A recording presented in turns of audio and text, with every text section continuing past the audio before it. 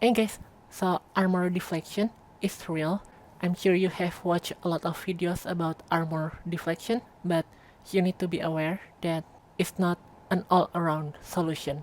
And what I mean by that is this is what happens on a straight line armor. It pierces a lot of armor.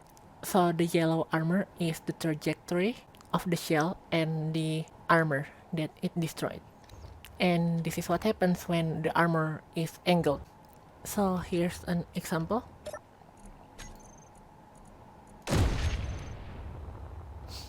And as you can see there, the projectile went where I marked the armor.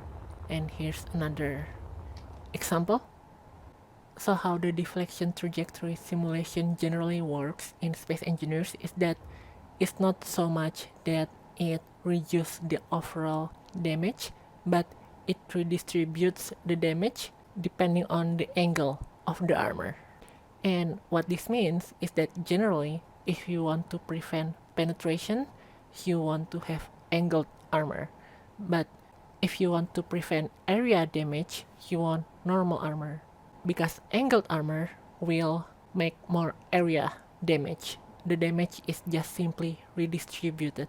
So for example, if you have something like this in your ship, you might not want an angled armor on this side here because it will generally do more damage per shot.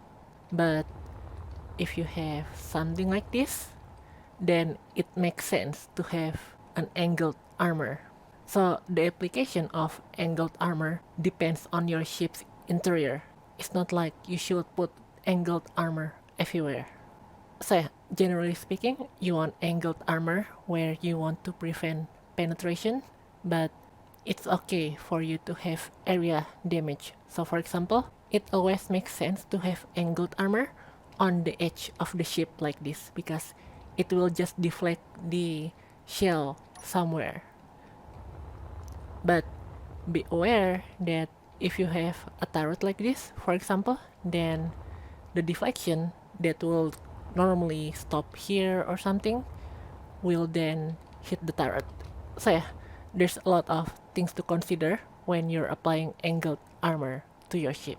So yeah, that's how using angled armor incorrectly might weaken your ship.